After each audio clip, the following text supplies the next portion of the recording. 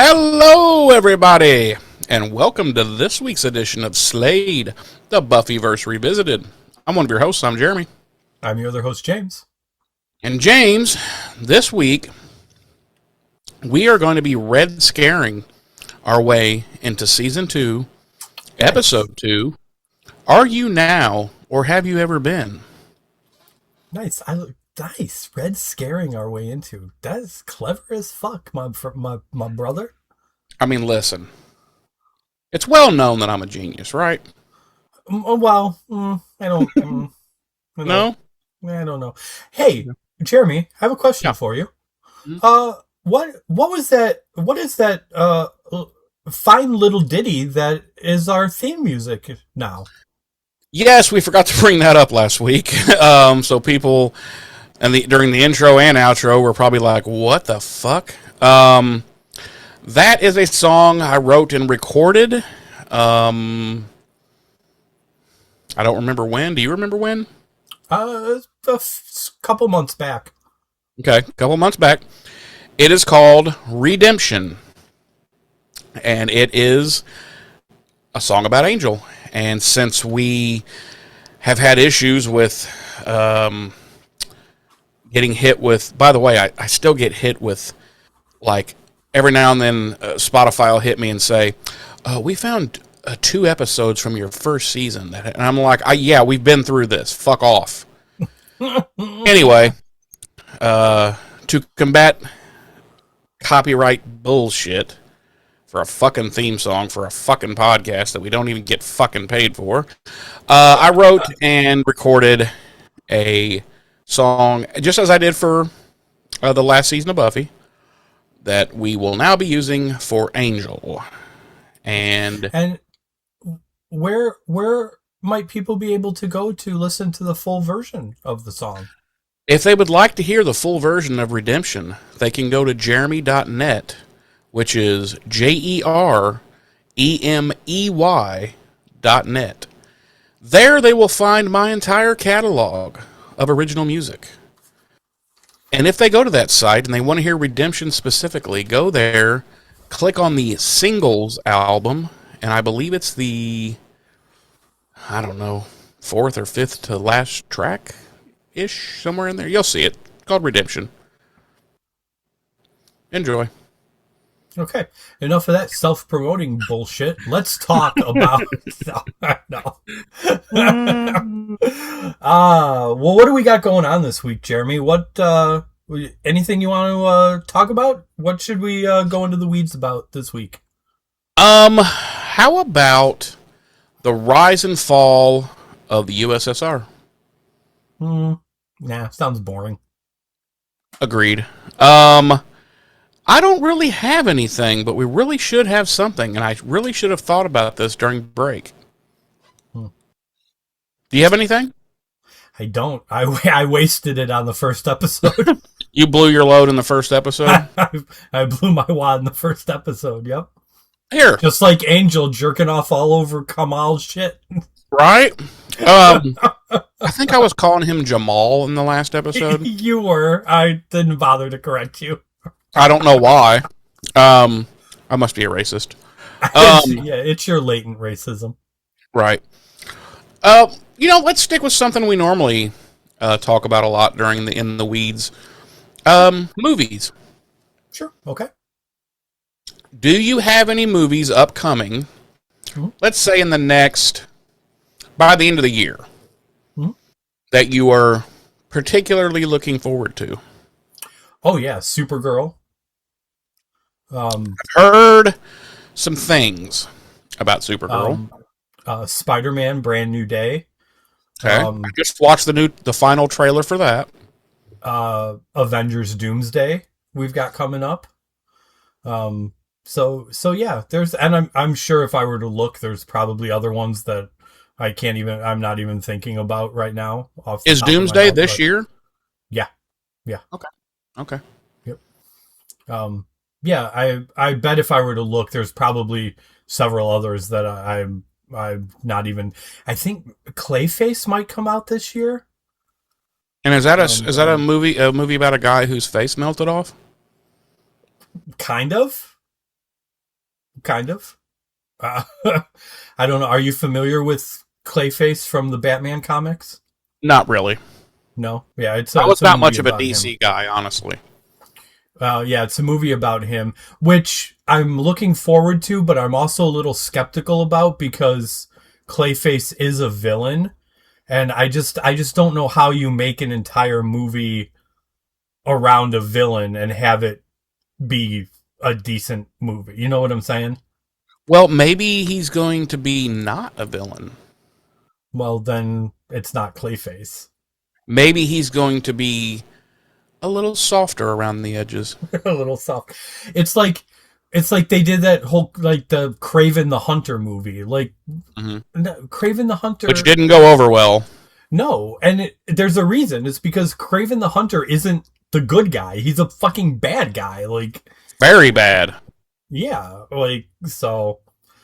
But yeah, so we'll see how that goes. But I always pictured Craven's last name was actually Moorhead. I'm sure you did. That's what I always assumed. Um, so But that's yeah, so Highlander, of course. well, I don't believe that's slated for this year, is it? Oh no, probably not I actually. believe it's slated for 2027. They're still filming, so yeah, that makes sense. Voltron, the Voltron live action Voltron movie, I believe is slated for this year, with Okay. also starring Henry Cavill. Okay. Um, Um, so I know Spaceballs 2 is wrapped. oh yeah, yeah. I It's don't know wrapped. if that It's wrapped is that. filming, but I don't know if it's slated for. I don't think they have decided yet if it's going to be this year or next year. Okay, But it okay, has wrapped filming. yeah. So yeah, I mean, I'm sure if I were to look, there's probably several that I'm missing, but those are the ones I can think of off the top of my head. Are there any movies that you saw at the movie theater in 2026 Mhm. that you just fucking hated? Backrooms. Well, okay, we talked about that last. So not other than that one, then there was none that you just were like, ugh. Nope. Nope. Very rarely do I walk out of a movie and I'm like, that was not worth my time. You know, the last Very. movie I walked out on that I can remember. I was a teenager. Drop Dead Fred. Oh, yeah. I've never walked out of a movie. Like been like, I'm leaving. This is awful. Um, Really? but yeah, but uh, the only movie in of 2026 that I've left after seeing and been like that wasn't worth my time was Backrooms. Actually, that's probably the only one in a number of years that I walked out of and was like that was not worth seeing. Yeah, I'm a lot more picky. I'm a lot pickier than you are. So I can see that because gosh, I remember walking out of The Force Awakens fucking mad. I was Yeah. fucking mad, and I like the whole way home. Oh yeah, I was bitching the whole way home. Like that was a fucking abomination. It was fucking yeah. But, yeah. Well, I think part of it too is like for me like I don't it's not like I only see certain genre movies. Like, Hmm. it's not like I only go see superhero movies or, sci-fi type Star Wars movies or things like that. Like, there's a couple movies out right now that I'm hoping we get a chance to go see. There's, The Death of Robin Hood is out right Oh now. yeah, with Jackman, Hugh yeah, Jackman. Hugh Jackman. Yeah, yeah. Yeah. I've seen. I was like, ooh, this looks like a total. This is going to be a totally different take. Yeah. I'm hoping we get to go see that. There's uh a a movie about D-Day with Brendan Fraser called Pressure. Ooh, and That's I want to out see right now. Disclosure Day. I would like to see Disclosure Day. So yeah, there's my Debbie Does Dallas Part 4. no, no. No? Probably no. No? Gonna say no on that one. Yeah. Okay. Um, but yeah. So it's not like going to the movies is like a genre specific thing. Like if I see the trailer and it looks like a good movie, I'll go see it regardless. And some of the best movies we have ever seen are usually ones that are based on true stories. Yeah. Yeah, that's So, yeah. I agree. That's generally or ones that are not necessarily based on a true story, but based in a true period of time, like sure. loosely kind of based on something, Yeah. Oh yeah, those are generally all good movies. Yeah. So, but yeah, I mean, What it's about this been, new Michael Jackson pick? we didn't see it in the theaters, but, once it's on streaming, we'll probably watch it. Yeah. Yeah. Cause I know Will you did want to go see will it. you be discussing his pedophilia? Maybe. I don't know. It's hard to say. Or are you saying you in fact support his pedophilia? I do not support pedophilia. I am not convinced that Michael Jackson was a pedophile. Oh fuck, bro. We could spend an entire podcast talking about how wrong you are. If there was ever a diddler, Michael Jackson, he had the tattoo, dude. Yeah. So, but yeah, we'll probably watch. So that basically, once it you're hits saying streaming. you don't believe the victims. Wow. You're supposed to always believe the victims, you piece of shit. You're not even woke. Get off my show.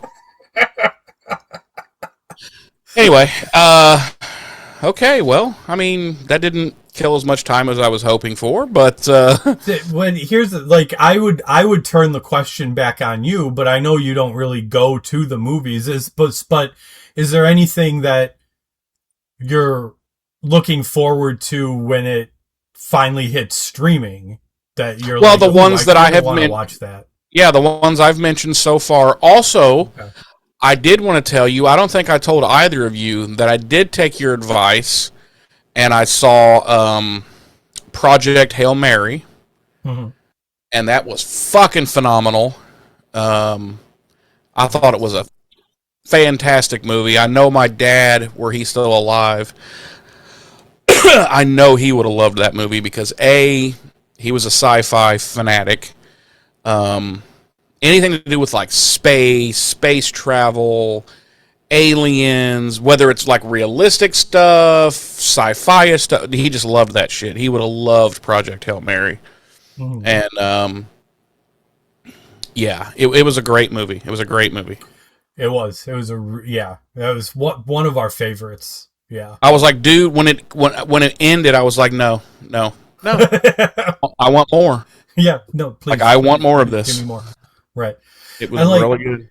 I mean, granted, I haven't seen every Ryan Gosling movie, but I haven't seen a Ryan Gosling movie that I didn't enjoy. Well, I had to ask my roomie who he was. Because I've never seen that I can think of or know or remember. I've never seen anything with him. I said, "Who is this guy? He's really fucking good." And she was like, "Oh, he was like a Mickey Mouse Club kid and like some other I don't know, like I guess he was a singer or something at some point or something like that." And then he was like I don't know. She was telling me all this stuff about him. I was like, "Oh, well, I've never heard of him ever." But let me think. Is there anything else? I mean, there's been a few trailers I've seen because I do watch like trailer compilations all the time on YouTube, keeping up on what's coming out and stuff. Doomsday does not interest me in the slightest. Mm-hmm. Yeah, I mean, I didn't think it would. I feel like you have reached a level of I'm very superhero fatigue. Yeah. I'm very superheroed out. Love. Listen, look at me. I love The Boys. The TV series on Mhm. Prime. It's superhero, way more realistic and way more in line with the pieces of shit that we are as humans. Yeah. It's just fucking phenomenal. But yeah, I pretty much have the superhero fatigue. I feel like somewhere in whatever phase 3 or whatever they're calling it of they lost the plot somewhere and they just lost me, and I was like, yeah, okay, when we started doing all the multiverse stuff and oh, you know what? I can tell you. They lost me with the Thanos thing. Because I'm a devout comic book reader, or shouldn't say I am, I was. And it was all kinds of fucked up. Civil War was all kinds of fucked up. And I was like, oh, okay, well, listen, they've lost me. I just don't care anymore. And then like DC has just been nothing but a clusterfuck. Like their cinematic universe.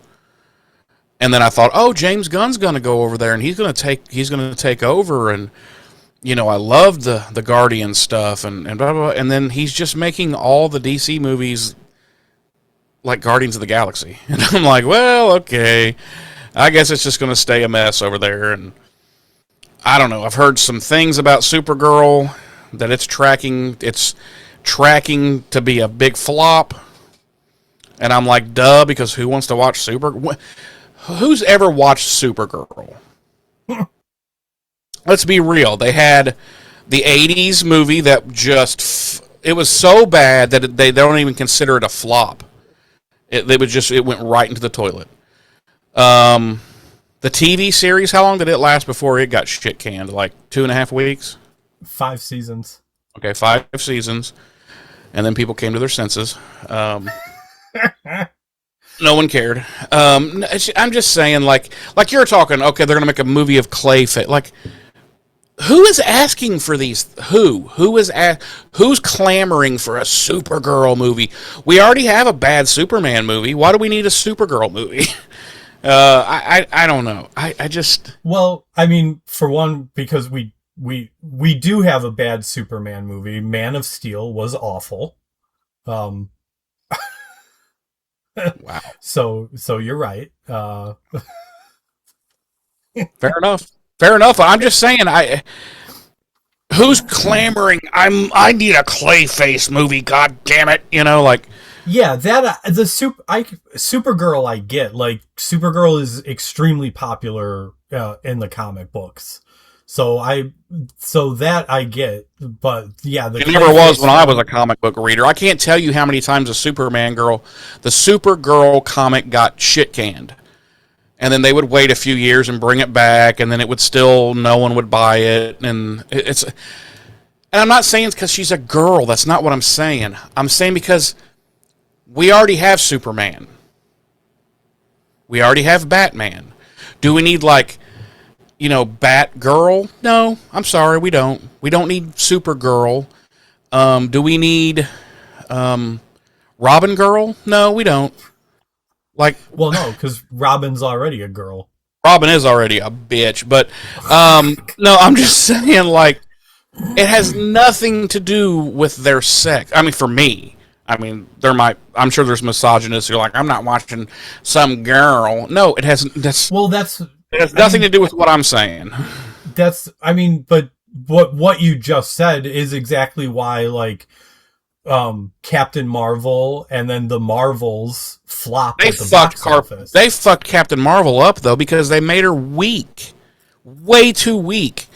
In the Marvel Universe, Captain Marvel she's beyond Superman in strength and power. Right. And they made her this, she goes in...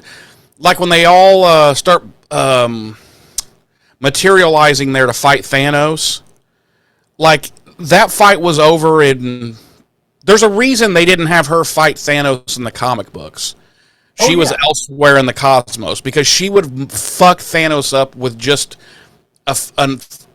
she would just flick him in the fucking head and it was over. but she gets housed in the fucking, and I was just like, that's it. I'm done. We're done. We're all done. We're done here. But at the end of the day, that's not why those movies flopped. Those movies flopped because of misogynistic. Right. Yeah, I get because it. Those movies were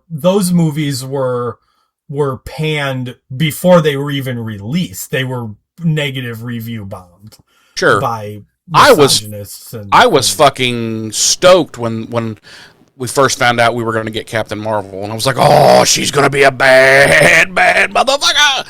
And then she came in, and I was like, really? And the what was the other movie you mentioned? No. Yeah, the Marvels. Yeah, the Marvels. Yeah, I watched it. I didn't hate it.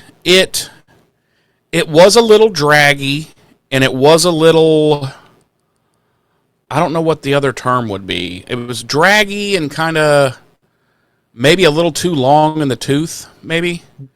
Yeah, I mean, honestly, a lot of movies these days have that tendency. They just True. They're just longer than they need to be.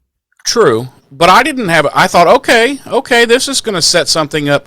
I'm tired of the multiverse, all the multiverse crap, and they're both doing it now. Like, we have the Batman, because he's in a different Earth, and then we have the Fantastic Four now, but they're on a different Earth and you know. And I'm like, listen. Listen, there's a reason why a lot of people who are comic book fans as kids and teenagers, when they become adults, they stop reading and collecting because it becomes fucking ridiculous, because you have 97 issues about one character who's on 97 different fucking Earths and has 97 different backstories. It's like, we don't need this, you know? If you make the shit good enough and people like it, we only need one. One Earth, one universe, one dimension. That's all we need. Now, that being said, I was very pleasantly surprised with Robert Pattinson as the Batman. Mm-hmm. Yeah, it was a good I movie. thought I would hate it. I went into that movie going, this is gonna suck. And when it was over, I was like, God damn, I might have to go rub one out. Wow. He made me sparkle. Wow. No, it was very good, I thought. Yeah, it was. Like that real gritty, meaty Batman that we would only get in spurts in the comics, and definitely. I liked it.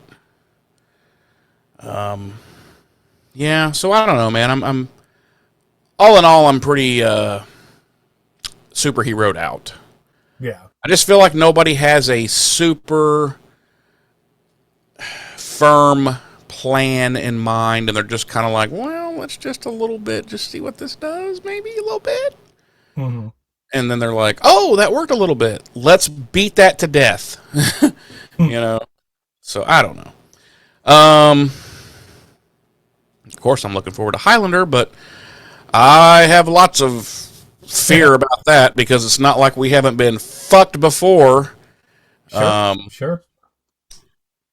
And I'm just worried that my biggest worry, you would think, would be the different things about the lore and whatnot that I care about, but that's not my biggest worry. My biggest worry is that we're going to get John Wick with swords, and I'm not interested in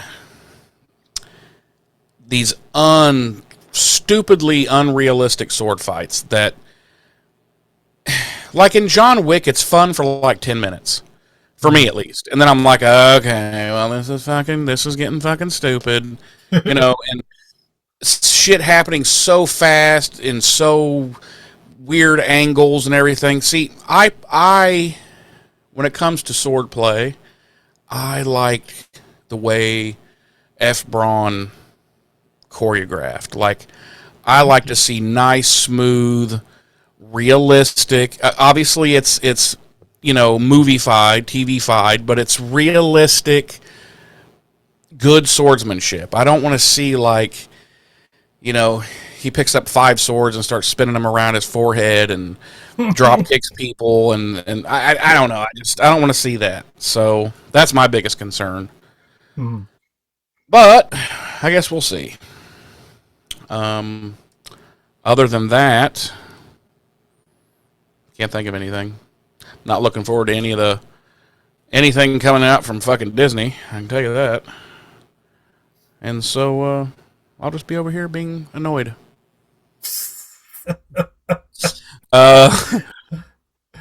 So that's been Weeds Talk. It is what you're good at. It is what I'm good at. I am really good at being annoyed. You are fantastic at being annoyed. If annoyed was a like say a summer Olympics competition, if annoyed was a job, you would be the Elon Musk, world's second trillionaire. I would be Elon Musk. The world's second trillionaire. Yes. Yeah. Who the fuck would want to be? Who would even want to be a billionaire? I don't even get it. Whatever. That's what we're going to talk about in the next Weeds Talk, is how those people should all be killed. Anyway, James. Yes. What do you say? Just throw some shit in a crock pot. Throw the dates and deets in a crock pot and whip them out for us. Okay. Yeah. As previously stated, we will be red scaring our way into the second episode of the second season of Angel, the 24th episode of the series overall. Are you now, or have you ever been? Our credited writer this week is Tim Miner, and our credited director is David Semmel. Our original broadcast air date was October 3rd, 2000 on the now defunct WB network. Our Nielsen rating, 3.1, ranking at 72 out of the 111 primetime shows airing across network television that week. And, number 6 out of the 17 primetime shows airing on the WB for that week. How does that happen? How do you have such a drop off? Because listen, we both gave Judgment a 3, but I didn't think it was bad enough to be like, nah, I'm not watching this show. Some people who were even pickier than I am, James, were like, fuck this. That tribunal shit made no sense. Well, part of me has to wonder too, like, is it because at this time, this is season 2? Oh, no, never mind. I was going to say it didn't have Buffy as a lead-in anymore, but it still did, because Buffy was still over on the WB at this point. So, the dub, babe.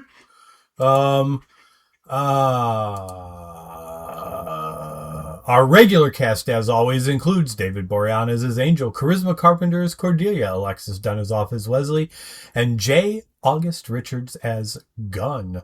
Our guest stars this week include Melissa Marsala as Judy, John Kapelos as Roland Meeks, Tommy Hinckley as C. Mulvihill, Brett Rickaby as Denver, Scott Thompson J.P. Mannix as Frank Glinitz, Eve Siegel as Old Judy, and Tony Amendola as the Thusalak Demon. My episode synopsis this week reads: Cordelia and Wesley explore an abandoned Hollywood hotel and discover a piece of Angel's history as a recluse in 1952. Okay, well, mine's pretty similar. Mine is, in 1952, Angel aids a woman hiding from her past in a hotel with a long history of death and mayhem. In the present, Angel hunts a demon. Okay. Not bad. No, not bad. Better than last fucking week, that's for sure.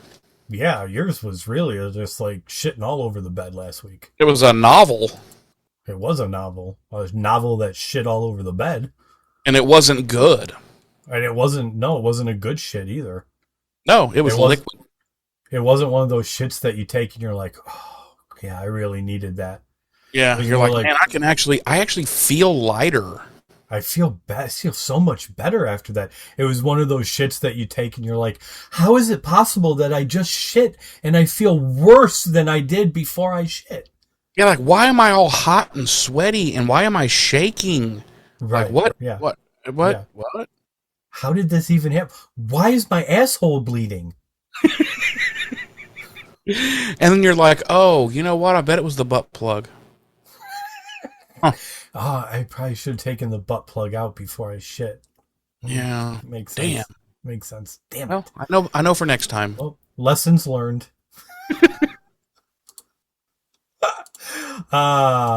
We open in Cordy's apartment, and Angel has asked Wesley and Cordelia to look into the history To be his bitch. to look into the history of the abandoned Hyperion Hotel, which was built in the 1920s, but as I just stated, has long been abandoned. They both are curious as to why Angel is interested in this random location. But of course, he does not elaborate and tells them to start researching from now and to work their way back to when the hotel was originally built and opened. At which point we cut to, well, let me put it this way. We flash back to 1952, and the year my mother was born. And we are in the up and running Hyperion Hotel, which seems to be very popular. It seems like it's we're led to believe it is a upscale kind of near Hollywood hotel. Are we? I think so. Yeah, there's Okay. I mean, I never, okay. I didn't get the impression that they were telling us that this was some seedy roach motel, but I felt like it, I don't know. I guess I'm just dumb. well, let me explain my perspective to you. We've got actors and writers and actresses staying there. So to me, that implies that there is some level of upscaledness to this hotel. Well, the writer is hiding out there because he's been booted out of Hollywood due to the Red Scare. And I feel like the actor and actress are like low level, like C-level talent, the way he says it. And then they're like later on, she's talking about, oh my God, could you imagine dying in here? And the last thing you see is that wallpaper. And I don't know. It's just, it seems like I'm not saying it's portrayed as a seedy roach motel, but I feel like it's more of like hey, here's the Ritz-Carlton and yeah, here's the Hyperion. I mean, it's sort of okay. Okay. You know? Fair. So, the concierge,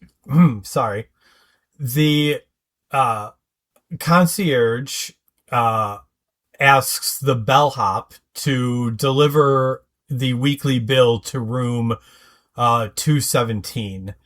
And it is clear that the bellhop, is not comfortable with this.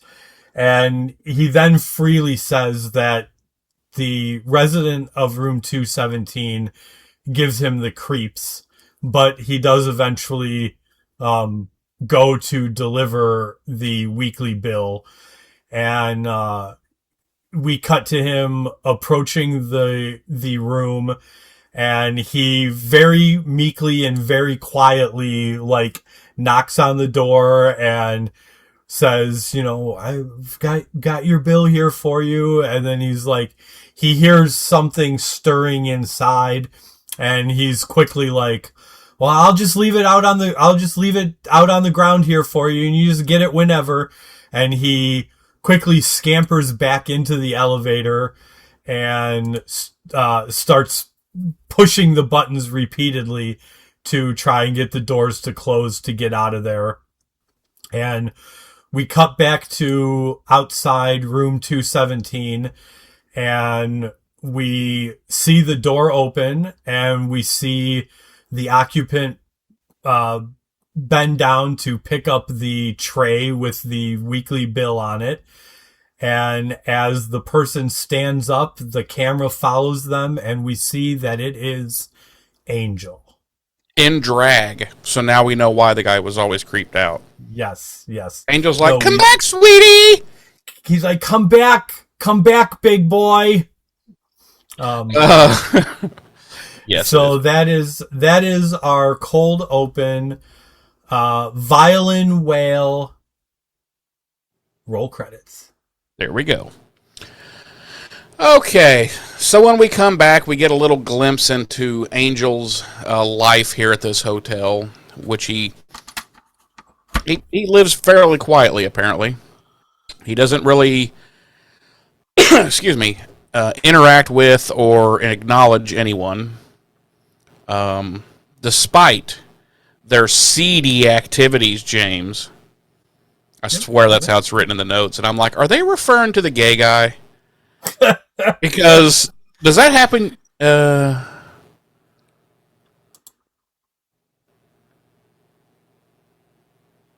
don't know.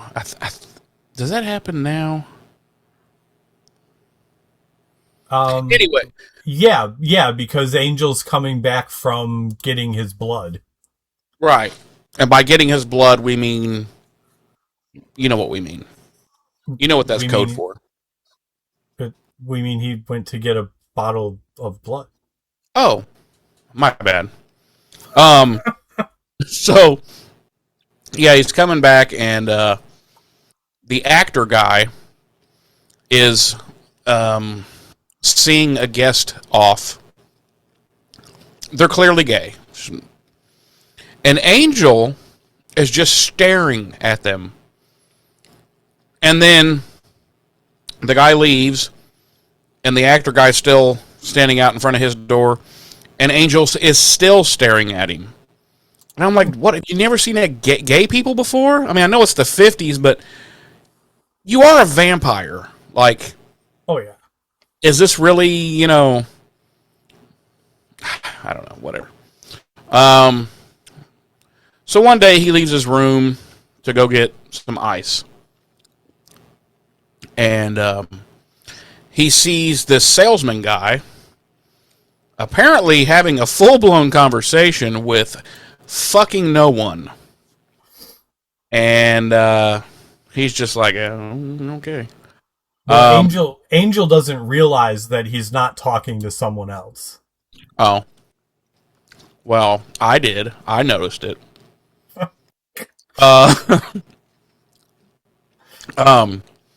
Then there's this, he notices this guy going door to door, like, as though he's looking for somebody. And Angel says, are you looking for somebody? And the guy's like, I'm looking for somebody. No. And Angel's like, I thought maybe you were looking for somebody. And the guy's like, well, yeah, you thought right. I am looking for somebody. And Angel's like, well, keep on looking for somebody. And the guy's like, all right, I'll keep on looking for somebody. You have a good day. And Angel's like, you have a good day too. Hope you find whoever you're looking for. And then the guy kills himself. Right in the hallway. Right. And Angel's like, I did not expect that. He's like, I thought he was looking for somebody. I thought he was looking for somebody. So,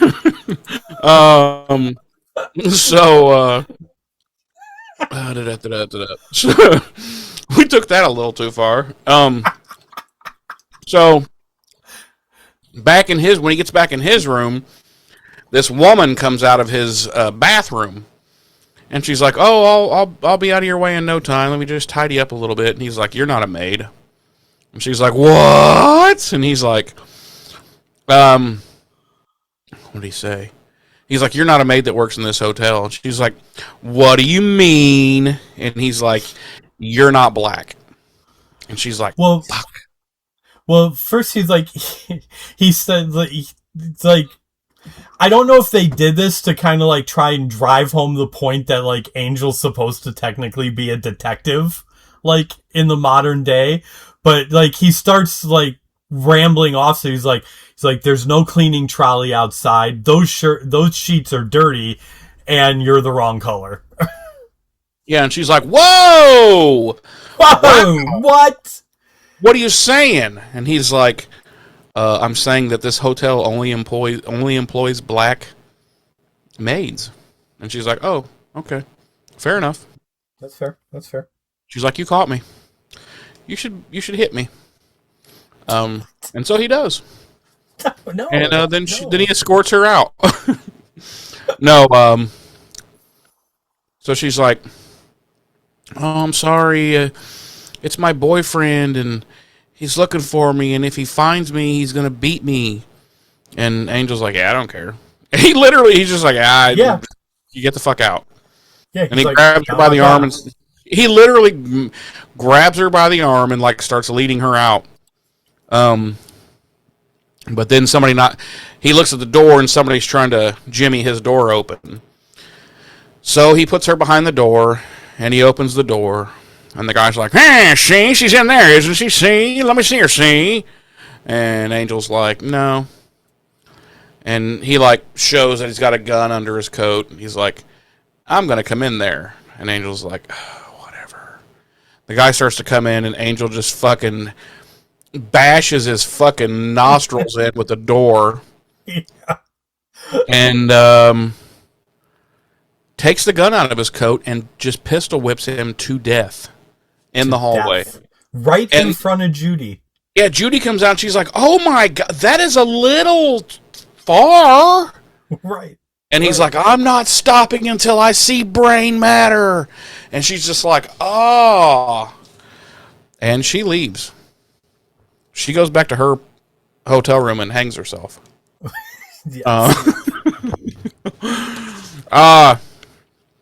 So,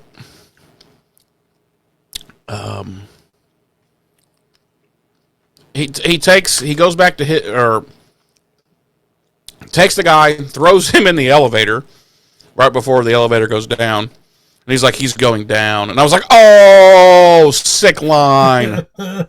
And he heads back to his room, and as Judy's talking to her, he just shuts the door in her face. Yes, she's like, "Oh wow, that was just so great, and thank you so much." And he walks past her and just slams the door in her face. Yeah, I was like, well, it's nice to know he was a charmer even then. So we cut back to present day, and Angel's standing outside the door of his old room, 217, and we cut to Wesley and Cordy, and they find out that the hotel closed down in 79 when Roland, the concierge, which I'm like, wait a minute, he was the concierge from 52 to 79? Right. And, I mean, whatever, but he took a shotgun door to door and killed everyone. All the guests in the hotel. And Cordy's like, isn't that just L.A.? And the host pops his head in the window and he's like, yup.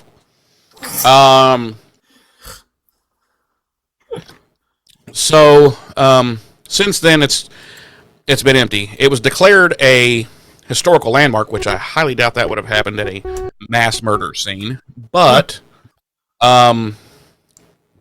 so apparently the current owners, and I'm like, now wait a minute, this doesn't make sense. It was designated a historical landmark, but it has owners, and these owners have been trying to get rid of it for years, but no one will buy it. And I'm like, I don't feel like that's how that works. Like, I feel, I don't know, whatever, I'll just skip it. So Wesley and Cordy also find that it's got quite the history of, murder and mayhem, this hotel. dating back to when it was constructed in the 20s. Because while building the hotel, one of the roofers jumped to his death while taking some of his coworkers with him. Yeah. So I just looked it up, and yes, historical landmarks do have private owners. Roughly 85% of historical landmarks are privately owned by citizens, corporations, or nonprofit organizations. Why would you want to own a historical landmark that you can't do anything with? I don't get it. Let's see. So they question Angel, like why Angel's persisting that they investigate this place. Then they find a photograph from 52, and they see Angel in the back. And I feel like they threw this line in on purpose because Cordy says, well, I guess that answers the questions, or the question of vampires can be photographed. And I'm like, They just don't photograph well. I'm like, can they, since cameras rely on a series of mirrors, or at least back then? I'm going to go with probably not. Modern day cameras, sure, I could see that, but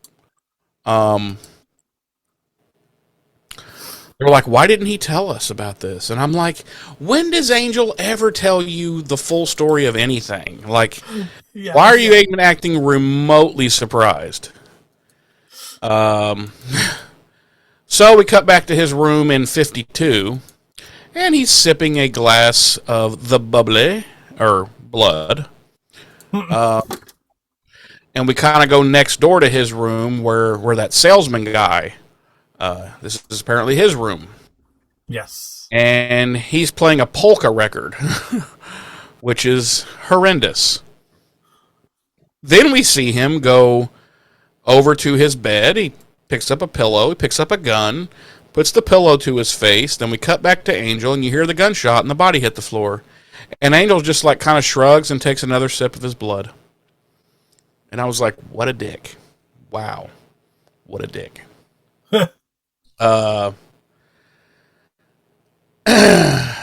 So later on in the day, we see Roland and Frank discussing what's happened, and they're in the room. Like, God damn it, this is the third suicide in 3 months. And I'm like, is that really that bad? I mean, 3 in 3 months? It is the 50s. Suicide rate, I feel like, was pretty high then. So Frank's like, well, who do you want me to call first, the carpet cleaners or the police? And Roland hears this whispering in his head, and the whispering says, if they find out, they'll shut you down. And so, James, Roland comes to the decision that not only are they not going to call the police, he's like, the bellhop's like, what do you mean we're not going to call it? Well, what are we going to do with him? And he's like, just put him in the meat locker. Yes, we're going to store him in the meat locker. We're going to store him. And like as though this just makes perfect sense. Yep. And the bellhop's just like, okay. Fuck, I'm only making 15 cents a day here. What do I care?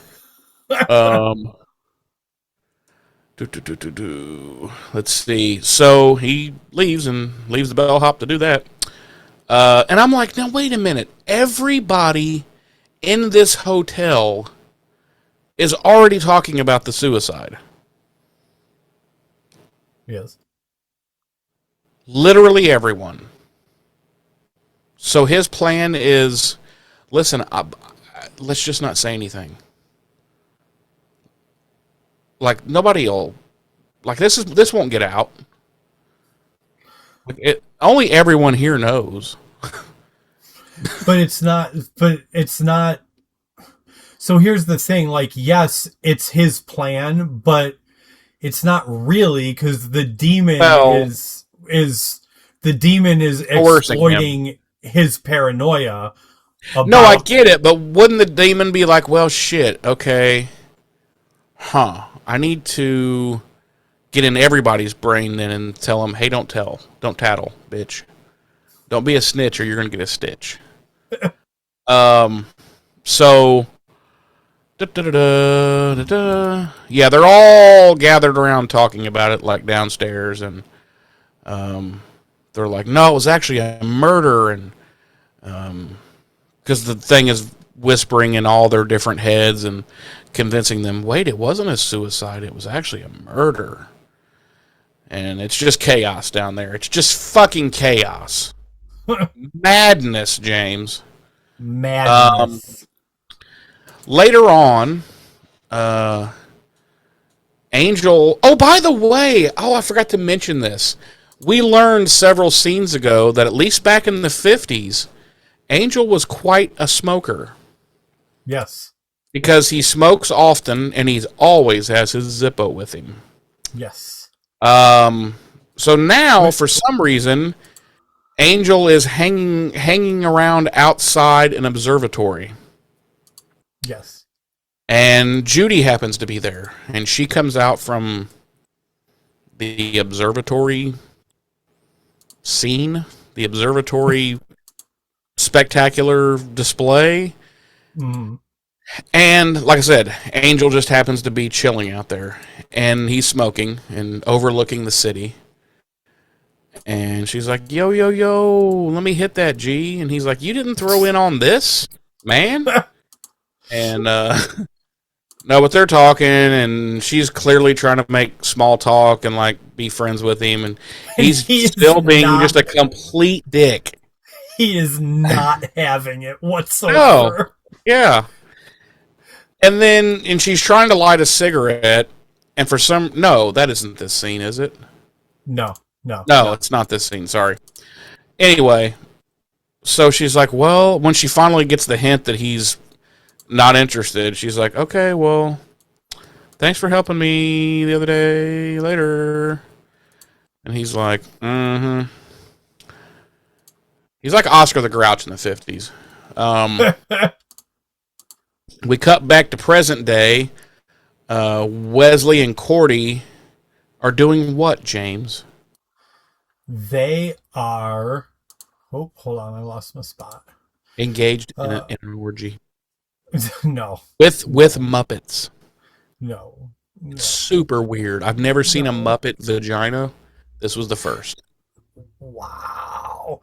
They are trying to put events from the hotel's history into timeline order by year, and they have an article about how Frank was eventually arrested and convicted and executed within 2 years for the murder of the salesman in 1954, I think it was. And yes.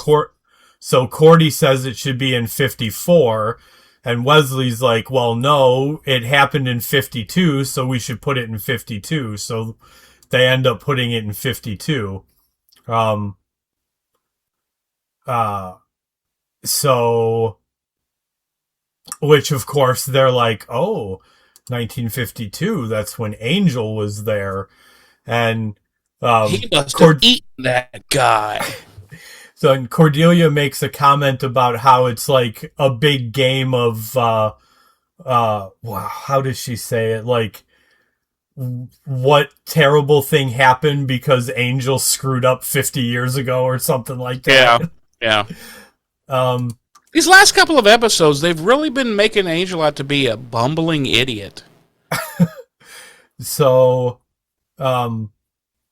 we flash back to 1952, and we see Angel returning to the Hyperion, and the guests are just becoming more and more paranoid about the salesman's death.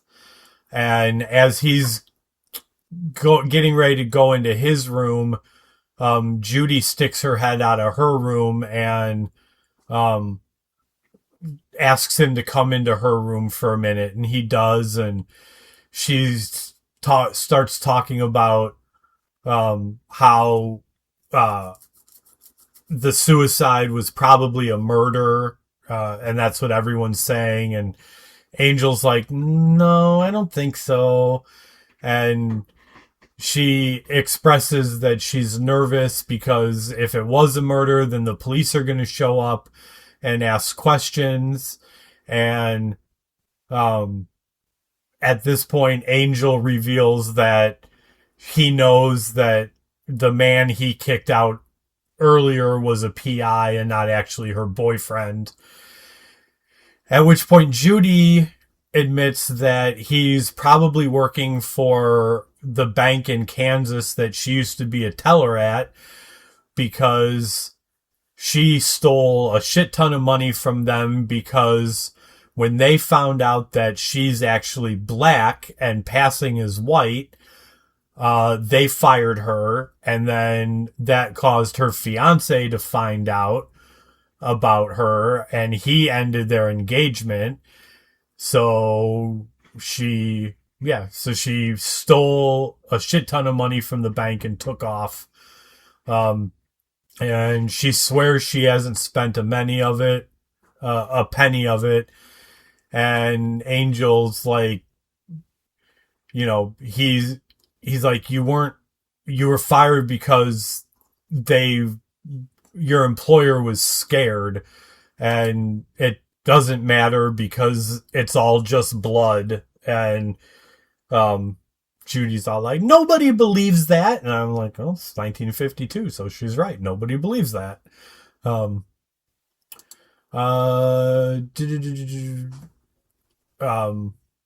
yeah, he's like, it's just blood, Judy.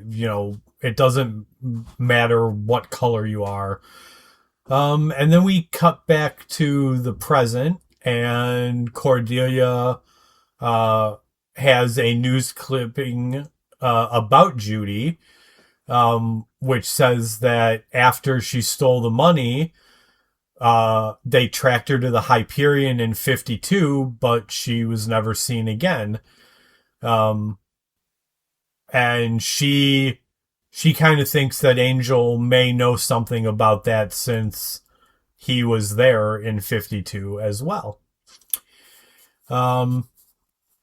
We cut back to 1952, and Angel is helping Judy hide the money that she's stolen. They're down in the basement of the hotel, and she's like, do you think if the money just showed back up on their on the doorstep of the bank, they'd just forget about all of this? And I'm like, yes, they probably would. Send the goddamn money back.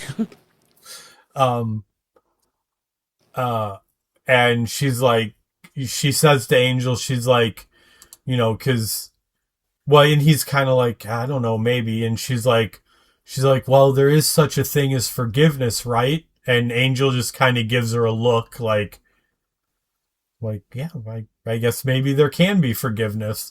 Like, you can tell that this is supposed to be like,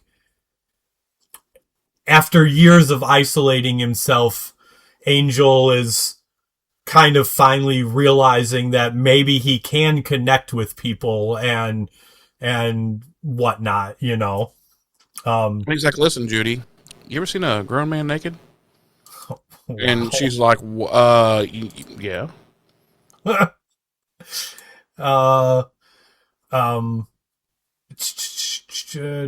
At this point, Angel also starts to hear the same kind of whispering that everyone else has been hearing, and he tells her that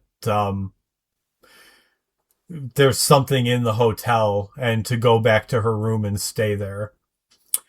So we cut back to the present day, and Angel has found the untouched money in the Hyperion's basement. And apparently this money bankrolls Angel investigations for the rest of the series. Thank you, because I wanted to talk about this.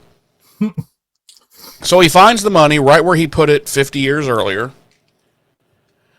No kind of moth damage whatsoever. Bills are in perfect condition.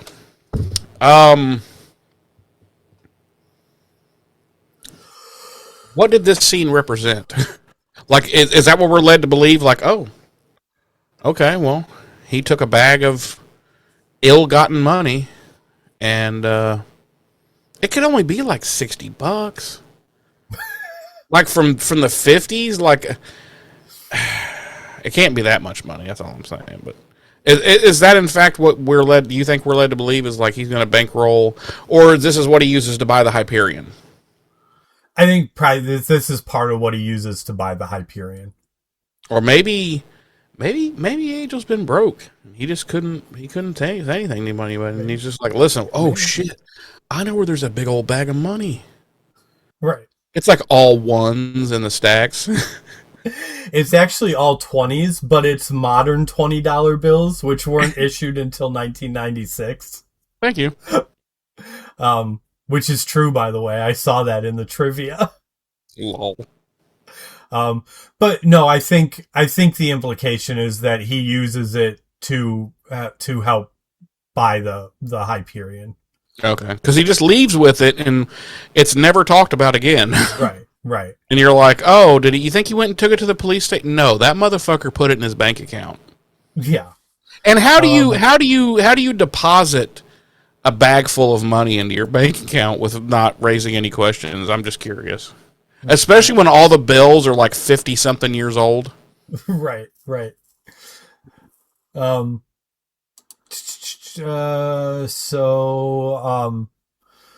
We cut back to Cordy's apartment, and Wesley is monologuing about how he's realized that there must have been some force at the hotel affecting the staff and the residents. At which point Cordy walks in behind him, and she tells him that it's a Thusalak demon and that it feeds on its victims' inner insecurities and this and that. And like, he like gives her like a shocked look that she knows that, and she pulls out her cordless phone and is like, Angel wants to talk to you. And then Wesley gets on the phone with Angel, and Angel's like, Thusalak demon, blah, blah, blah, yada, yada. And Wesley's like, oh, you'll want me to research the raising ritual. And Angel's like, already did it. And he tells them that he's pretty sure the demon claimed the land before the hotel was even built. And that's why and the reason he asked them to look into the hotel's history is because he thought they might be able to track where it went. But he realizes now that it's still at the hotel, and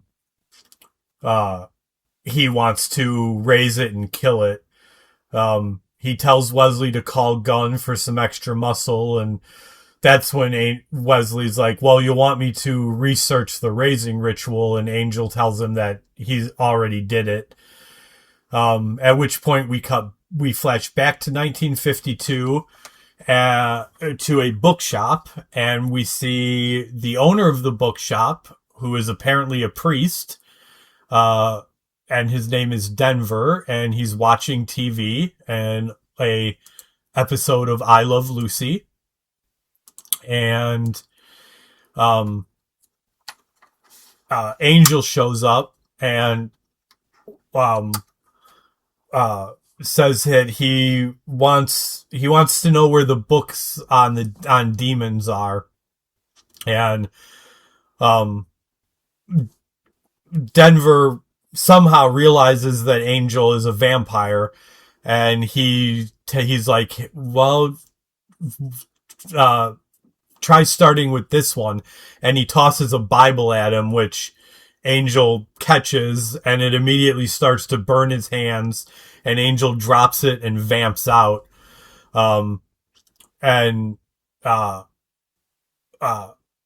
Denver grabs a cross, and when he turns around, Angel's gone. So Denver runs out of the bookstore yelling, he's like, that's right, you better run, demon of the night, and you tell you tell your brethren that I'm strongly considering laying my bedroll down here so that you guys can't get in here. And at which point Angel pops up behind him and like grabs him around the neck, and he's like, that's why I'm here. You have a reputation, and I need your help. And then we cut back to the hotel, and Frank the bellhop tells Roland the concierge that he implies that he had to cut up the body in order to make it fit into the meat locker. Yes. Yeah, he's just like, yeah, so it wouldn't fit. And then Frank's like, or I'm sorry, Roland's like, well, how'd you get it in there? He's like, I got it in there. He's like, I had to, how do you say, make it fit? And Roland's like, what? That is so upsetting. I don't even know where to go with this. He's like, Frank, this is very upsetting. And even though I know you didn't murder that man, I am going to have to promptly call the police and tell them that you did. But first, I'm going to have to let you go. You're fired. But first, you're fired. Give me your bellhop hat. Please, give me your bellhop hat and leave the premises. Forthwith. We also see that 4 of the guests are arguing, each of them convinced that the other is responsible for the salesman's murder. And then we cut to Judy in her room where she hears whispering, telling her that they're all going to find out about her and she's going to go to jail and she won't last in jail. And then we cut back to the bookshop, and what's happening there, Jeremy?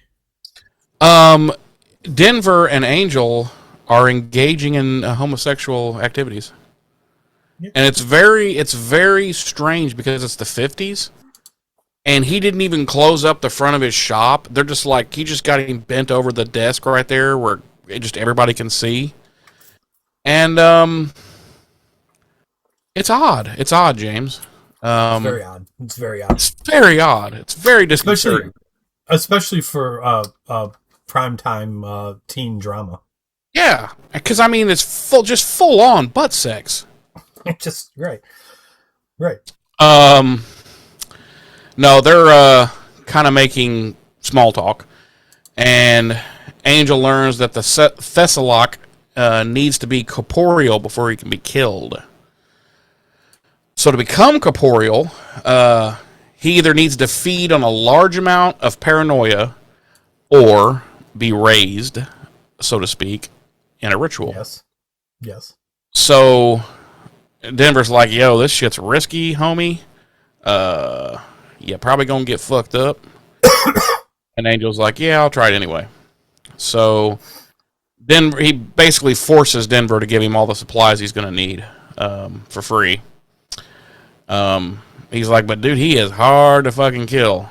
And he gives him this huge fucking axe.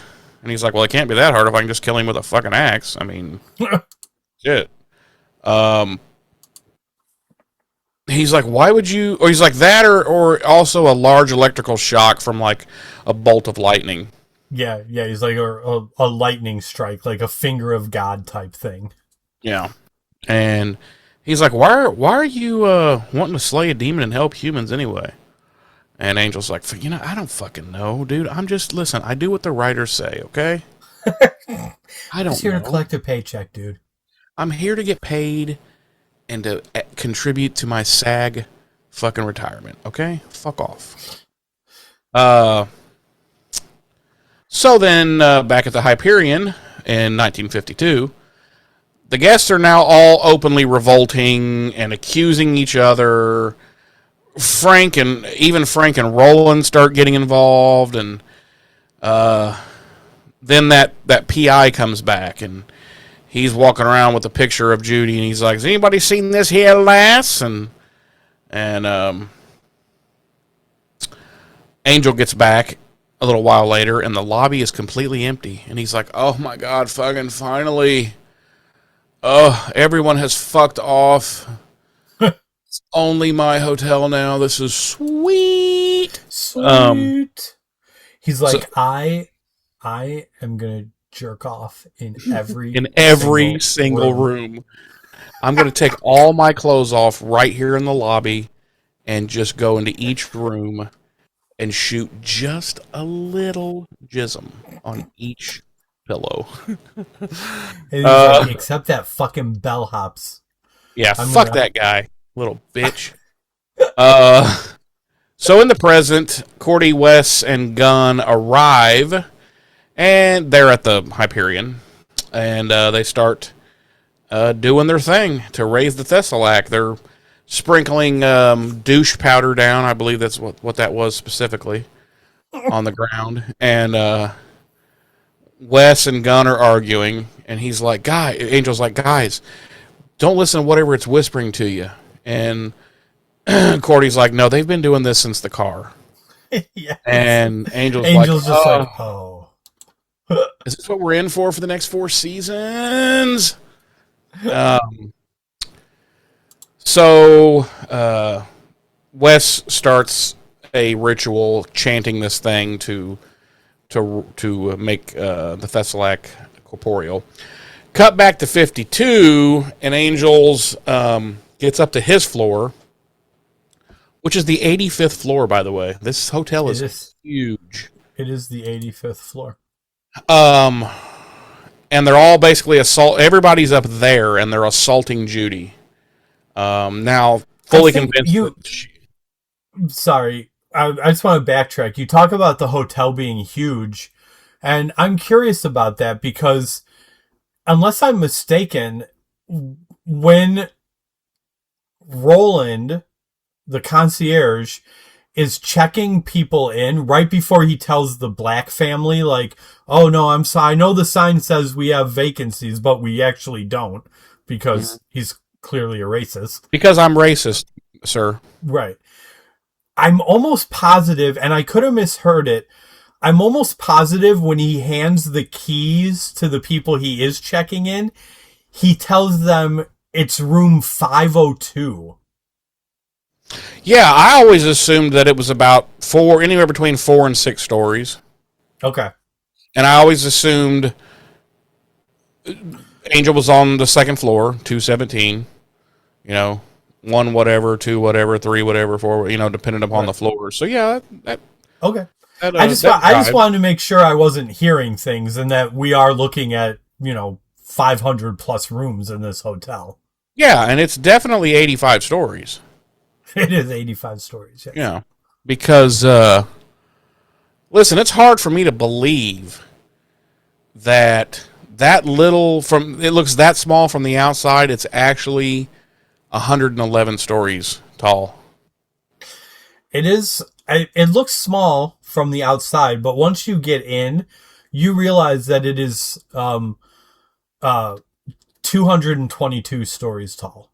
Yeah, I mean, you sit and you wonder how does this work? From the outside I look at it, I see 5 stories, yet when I go in, the elevator goes up to the 438th floor. Right. You're like, no, wait a minute. How does it look like it's 5, maybe 6 stories outside?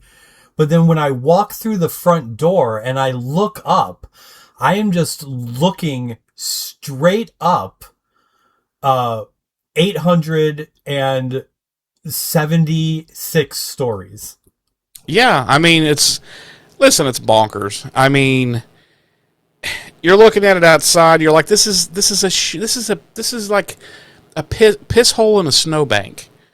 And then you walk inside, you go in the elevator, and it has 3,000 floors. You're like, I didn't even know that was possible to build a building like that. Right.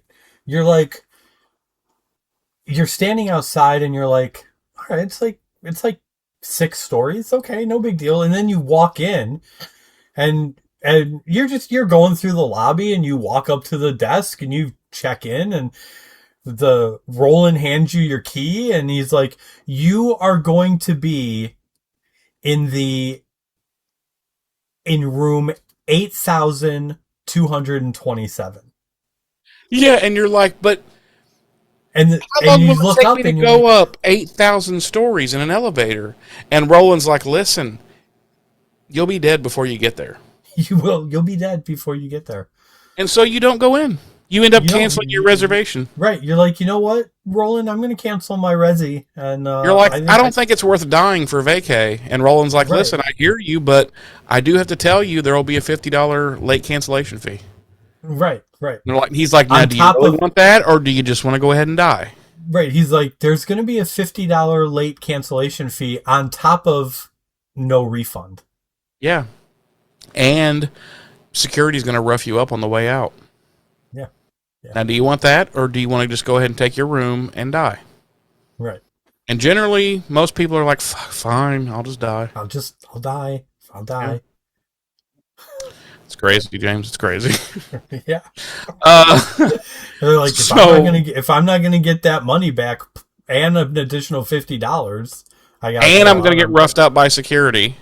Right. I might as well just die. I might as well just die. Right. No, everybody's up there roughing up Judy, fully convinced that she is the murderer. Because she'd been using a fake name and blah, blah, blah. So Angel's like, oh, fuck, I got to do some angeling here and save the damsel. In which case she's like, it's him. He's the one. Judy, you fucking turncoat bitch. After everything this man has not done for you. and here you are selling him out. Right. She's not just like, he's the murderer. She's like, he's the murderer. Look in his fucking room. He's got blood. Like, and he's carrying a bag and a huge axe. Yes. So they take that shit from him and they beat him into the dirt. Yes. They drag him to the overlook of the first floor or the second floor down to the first floor. They literally lynch his ass. Yes. They string him up, push him out off the railing, and they lynch him. And yet, whilst hanging there, he's giving everybody the double bird. And he's like, yeah. I am a vampire. Do you understand me? Right. And then, after he's like, I'm a vampire, do you understand me? He grabs the rope off, jumps down, and then murders everybody in the hotel. Yep. Each person individually. Yep. Then, when he leaves, he gets back downstairs and he moonwalks out of... Yep. He's just like, you'll see that in 30. Yeah. And you're just like, wow. No, so once he's quote-unquote dead, everybody kind of comes to their senses and they're like, oh, fuck, we literally just murdered that guy. And they all just kind of disperse and go back off into their rooms. Except for fucking Frank. He stays there. Listen, he stays there to masturbate while looking at this dead guy that's hanging. And he's like, oh, he's so dead.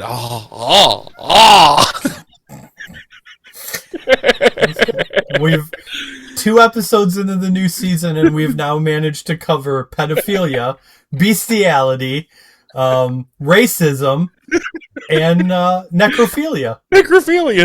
Yeah. Listen. It's not as easy as it looks, folks. We got to really work these things in there.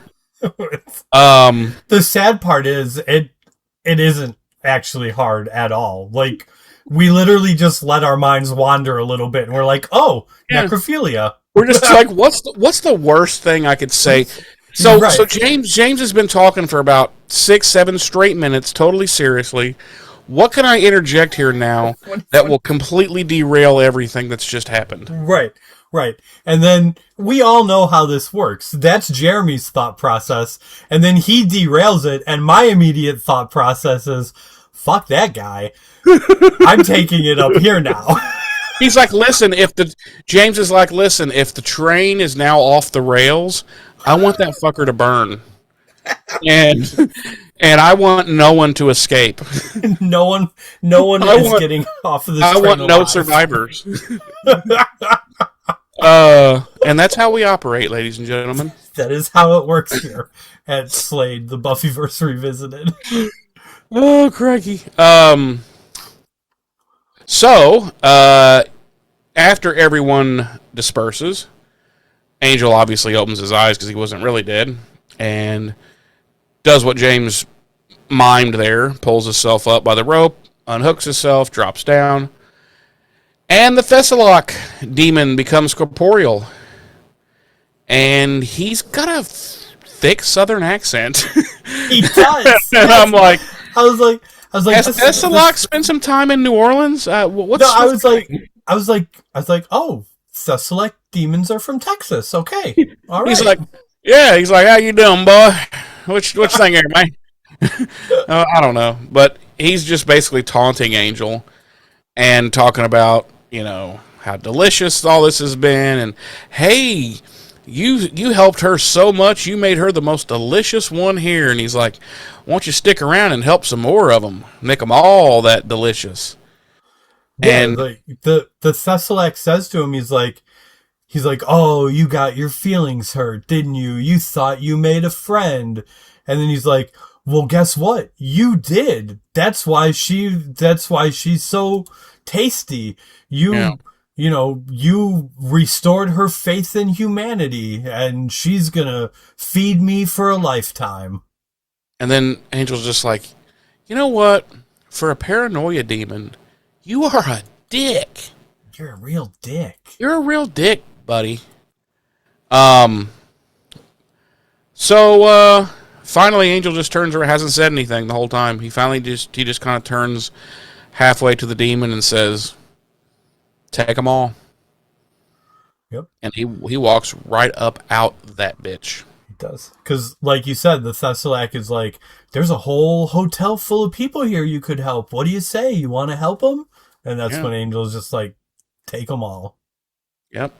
And the Thessalak goes, that's what I like to hear. He's like, I love it. He's like, and Angel, do you have any fava beans and some Chianti? Angel looks over his shoulder as he's leaving. He's like, was that really fucking necessary? And the Thessalak demon's like, right, he's like, the Thessalak demon's like, ah. He's like, oh, seemed like the thing to do, friend.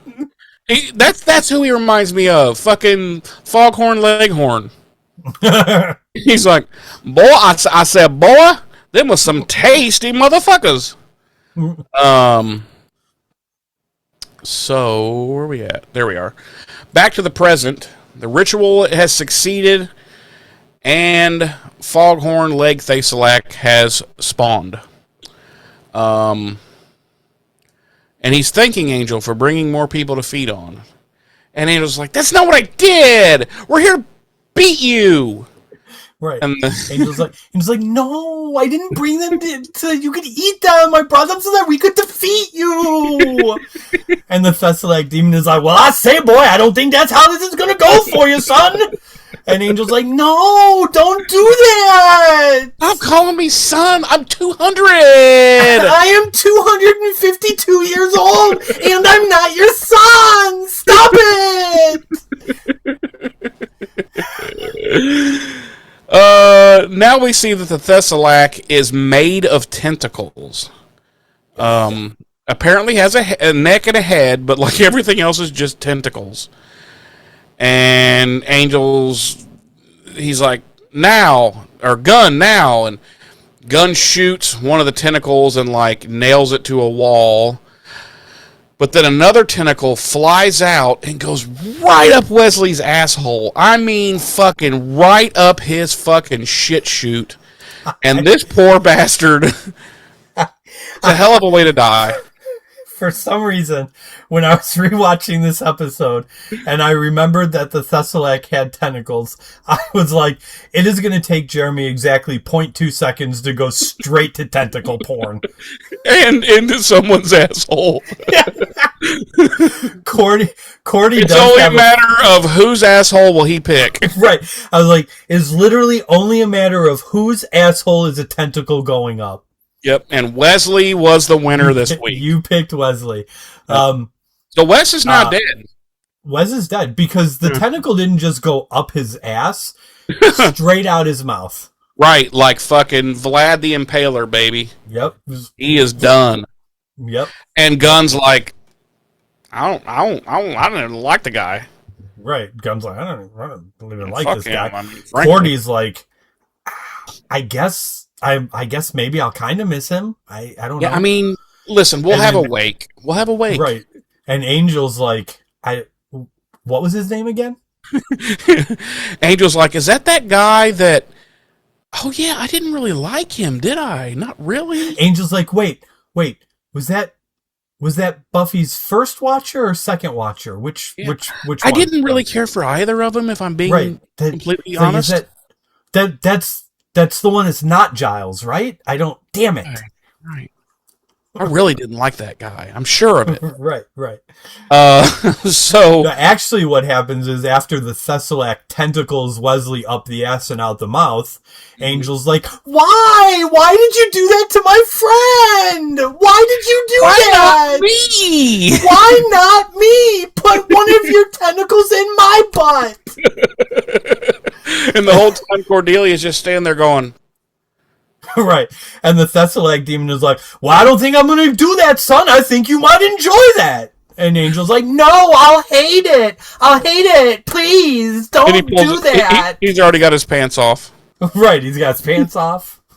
And Cordelia, her internal monologue is, I really hope my acting career takes off because these fucking guys are whacked.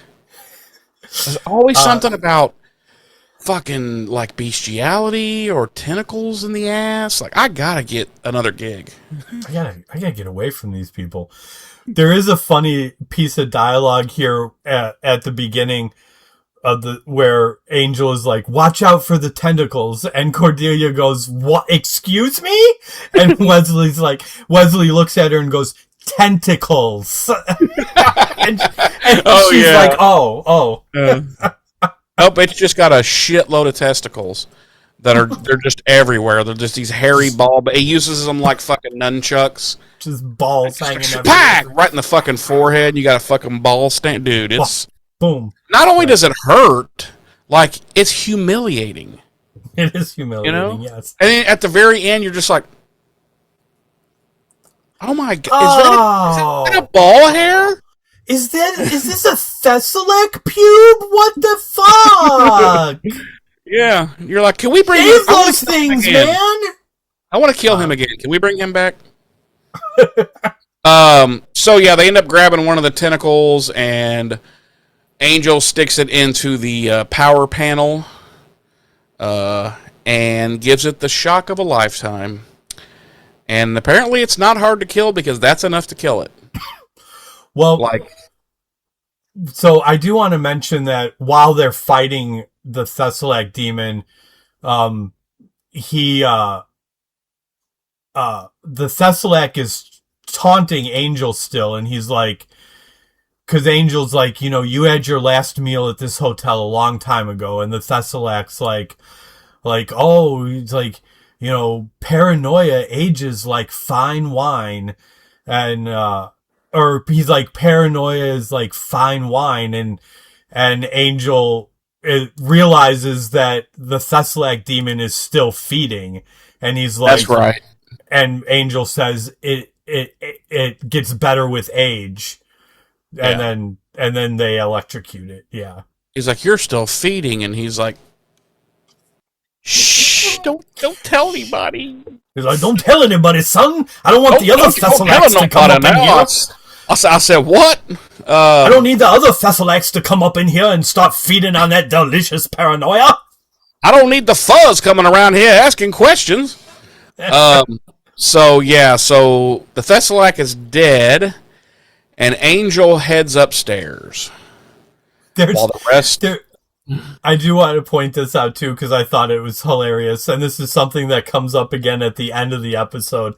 The Thessalak demon, when he's taunting them all, is like, "Oh, such juicy paranoia," and then he's like, "Especially from that one," and he motions to Wesley, and Yeah. Wesley's like, "What does he mean by that?" I'm not a you don't. Well, I'm not paranoid. Yeah, it's like, You see me as paranoid, Cordelia? And she's like, "Fuck yeah." Um. So then Angel goes upstairs, and he goes to room 214, opens the door, and we see a really old Judy sitting in the chair. Which, honestly, I say really old. It's been 48 years. so she's at most 68? 60, yeah, just shy of 70, maybe. Yeah. But they portray her as though she's 311 years old. And she's like, oh, hi there. And Angel's like, yeah, hey, what's up? And she's like, it's you. I don't hear the voices anymore. And he's like, so, how are you still alive after 48 years? Like, who brought you groceries? And have you been pooping in that toilet for 48 years with no running water? And also, have you had a shower in 48 years? And she's like, I don't think so. And he's like, okay, I have to go. No, but she's like, can I finally go outside now? And he's like, shh, yeah. And she's like, okay, help me up. And because, she's 300. And he helps her up. And she's like, wait, let me just rest a minute. And then I'm going to go outside. And so she lays back on the bed. And she asks his forgiveness for killing him. And he's like, no, fuck you. Die with that on your conscience.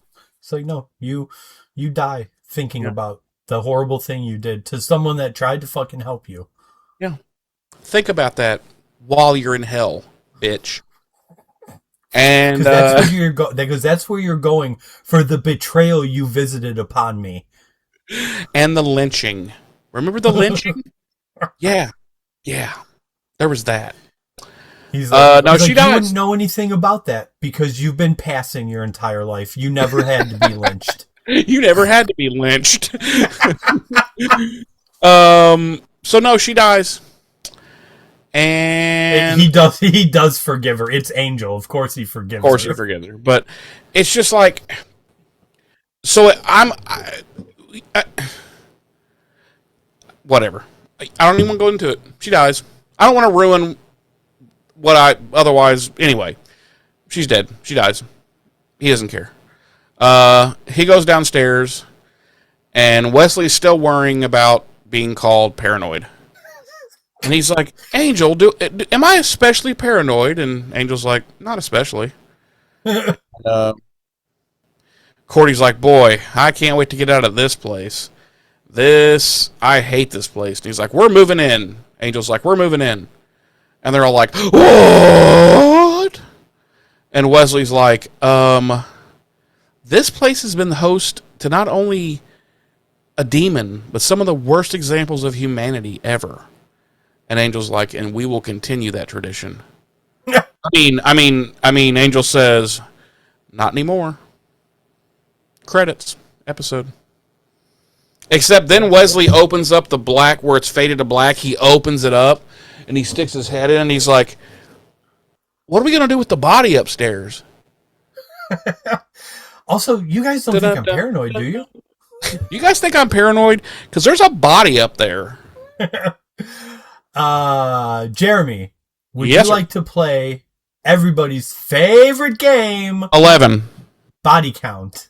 11. No. 4. Hey, I told you how I was going to play this from now on. Hey, you know, whatever strategy works best for you. my friend. You do you. Our music this week, Perry Como and the Fontaine Sisters with Hoop-de-Doo, and series composer Robert J. Kral with our original score. Jeremy, Yes, sir. can you please tell me and our lovely audience, on our sliding scale of 1 to 5, how many tentacles do you give this episode? This is a 4 from me, bro. Okay. That's why I didn't go excuse me, too much into her situation over the last 48 years and her condition and her whatnot, because I didn't want to ruin what was otherwise a good episode, in my opinion. I think that was probably the only weak part of the whole episode. Yeah, I thought it was very well done. This has always been one of my favorite episodes. So as soon as it started, and I was like, oh, yes, it's the Hyperion episode. Yeah. I love seeing Angel back in those days, in that era. I love the Hyperion and the it becoming the new base of operations. I don't know. I've always liked this episode. I don't think there's any big holes in this episode other than, well, how did she survive for 48 and never left this fucking room and shit? Like, that's questionable, but we'll just chalk it up to supernatural. He was able to, exert his darkness on her, and it kept her alive enough for him to feed on. We'll just leave it at that. Sure. Yeah, I think all the characters were funny. They were, when they needed to be. They were. It was all well written. Yeah, I just, we see a side of Angel that we've never seen before, and an era of his growth that we've never seen before. So yeah, I it's a 4 for me. It's, like I said, maybe I'm a little biased because it's always been one of my favorite episodes. But I mean, yeah, we just get so much out of this. We get so much mileage from the Hyperion, and I think this was a cool way to introduce this place, especially since we actually saw it for the first time in the last episode. Yeah, in the season premiere, yeah. Right, so, yeah, I liked it, and I'm just going to leave it at that. So, Okay. James, Yes, sir. why don't you tell myself and our lovely audience, on our sliding scale of 1 to 5, how many Very Berry Nerds gummy clusters do you give this episode, and why? I give this episode 5 Very Berry Nerds gummy clusters. Not only do I give it a 5, this is hands down my favorite episode of the series. Really? Yes. Okay. Well, we're very, very like-minded. This is, and mind you, keep in mind, I Will Remember You exists as an episode of this series. And there are some other really phenomenal episodes to come. But this is hands down my favorite episode of the series. Outside of this, I've only ever done one full rewatch of Angel. Mm-hmm. But I have many, many, many times gone back and rewatched specifically this episode. Cool. Yeah, it is my favorite episode of the series. I can see that. I can see that. And I think I thought about it a lot since rewatching it to do the podcast. And I think part of the reason it's my favorite episode of the series is because it shares a lot in structure with another one of our favorite shows. Oh, yeah. Oh, yeah. And Flashbacking. yes, I wish, in retrospect, I wish we had gotten more of this More throughout flashbacks. Angel, where Yes. like they did on Highlander, where we flash back to events that pertain to the present day story. In Um, nearly every episode. yeah. Yeah. Um, I wish we had gotten more of that throughout this series. Spoiler alert, we don't, unfortunately. Um, but yeah, I really think that's why I have such an affinity for this episode, is because structurally it is so much like an episode of Highlander.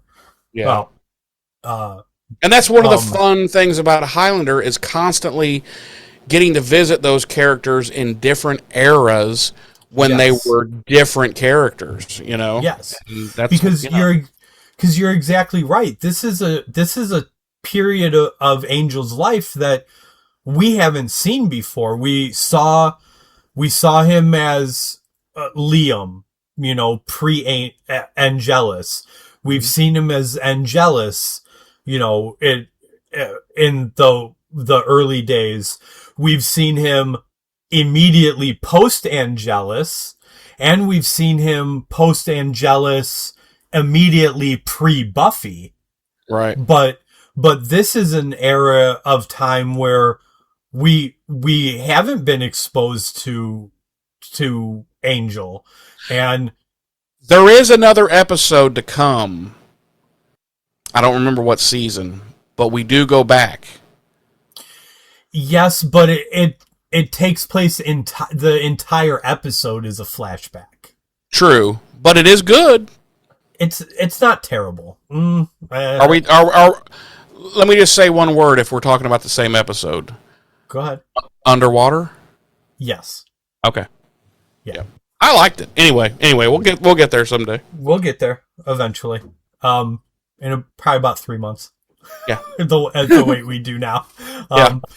But yeah, I can't find anything wrong with this episode. It's a 5. And I really don't know what else to say about it. Like, I feel like the writing is strong, the acting is strong. We're getting character development between Wesley and Gunn. Already. Yep. Already, it's just, yeah, it's a 5. It's a 5 for me. So The only reason I didn't go 5 is because, as you know, I've said before, and you've said before, I'm very stingy with 5s. But listen, if in another world, like, I could have totally given this a 5 on a certain day, you know. yeah, It is that good, and it's always been one of my favorite episodes. yeah, and like I said, I do really think that part of my affinity for the episode is like, again, and I'm repeating myself, but how very much structurally it is like an episode of Highlander. Yep.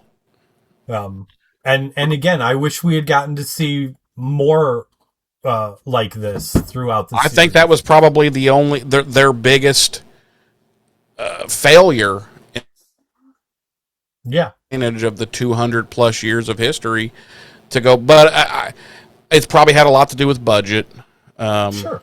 Because these episodes were on such budgets, like, anyway. Yeah, But yeah. it's a shame. It's a shame. So, but yeah, it's easily a 5 for me. So All right. Well, James, BuffyRevisited.com. Go. it's our website, It is. That's all. and Okay. and you can find links to our email, buffyrevisited@gmail.com, a link to of course, the audio version of the podcast, and a link to the video version of the podcast, where you can go. Listen to me. If you go there right now, you will be able to watch the video version of this podcast. If you're And not already, don't think about it, or you'll die. you'll die. You'll die. Just do it. Do it and like it. You will melt from the inside out, and you don't want that. Right. You will implode melt. Yes. You will melt plode. Meltplode. Yep. And melt. All right. Well, James. Yes. Next week, we're going to be jumping into Season 2, Episode 3, First Impressions. That we will, yes. All right. Well, thank you, everyone, for joining us, as always, this week. We will see you next week. James, anything to say to wrap her up? No, sir. All right. Well, I've been one of your hosts. I'm Jeremy. I'm your other host, James. Ta-ta.